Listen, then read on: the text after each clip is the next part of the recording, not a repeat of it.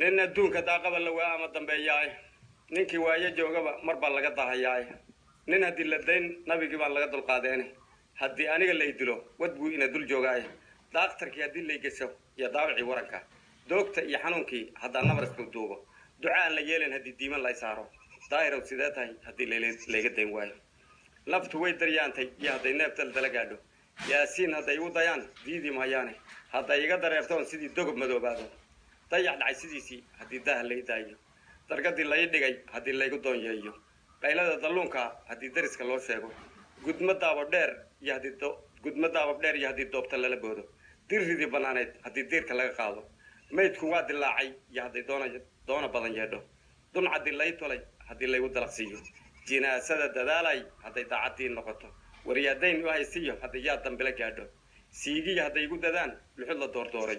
dugsad maxaa ka jooga iyo haddii geela lagu daaho cayuun daaman dheer iyo haddii dilo la soo heego dambarkeeda oo uri haddii gawrac lagu duugo hadday iga dareeraan kuwii ciidda igu duugay labadii lasoo diray hadday ii dacwaad celiso dood habow allow ha igu dilin amase deelqaabka dadkii nabiga deeqlow kuwii diiday aanan raacin daa'imkii uuntow cadaab ha igu damagsiinin gabay kaasuu ahaayo sidaasuu oga dardaarmo nin adduunka haddii nin loo daynayo salawaatullahi calayhi wasalam nabi maxamed baa loo dayn lahaa buu yidhi gabayga kale aan soo gaadhay wuxuu ahaa qusac baa la yidhaha waan weydiiyey waxaan idhaha qusac wax la yidhaha waa maxay qusac waxa weeye buu yidhi meel walba ulul amri bay leeyihiin gaal iyo islaam ulul amri bay leeyihiin buu yidhi shaydaankuna waa sidaas oo kale uu yidhi qusac ninka la yidhaha waa ninka ugu weynaa qalbiga madoobeeye ee dadka maxay baadiyeeye buu yidhi sheekhooda weeye qusac baana la yidhaha qusac wiilka la yidhaha nimuu loo xaqabatiiyey qalinkii iyo tawaadii nimuu qaayo ugu sheegay qalbigiisa oo idilnimuu qunu madoobeeyey qolladii xumayd iyo nimuu qowladii geliyey nimuu qalabka kiisaa ku raray waa qalaad yahay qiyaamana inuu hoogay baa lagu qirayaae qaadirow allahyow ibliis qoladahay raacin shaydaan nimuu qaatay oo meel u qoran yeeyey qarqarsiga nimuu geliyey oo qoorta ku hoggaanshay qadhla nimuu ka dhigay awrahoo qaatin iyo xoog leh nimuu qalabka kiisaa ku raray waa qalaad yahay qiyaamana inuu hoogay baa lagu qirayaae qaadirow allahyow ibliis qoladahay raacin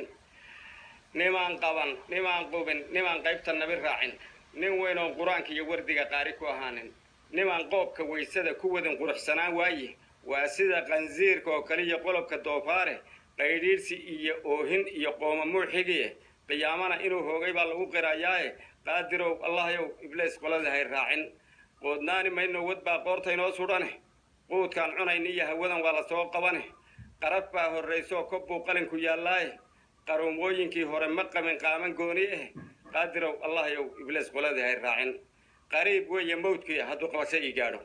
qayrkay wixii maray haddii qoorta lay jebiyo qur-aan iyo allahyow haddii lagu wada quusto qaadqaadka neefta haddii culimo loo qayliyo yaasiin hadday igu qabtaan niman u qaansaystay naftu way qabowday iyo hadday qarabta soo gaadho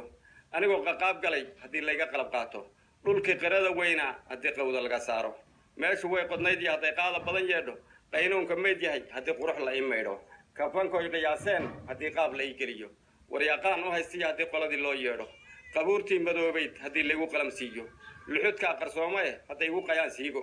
qoomaad madow iyo haddii qoran la soo heego iyadoo qadiid u eg haddii qawrac lagu jiido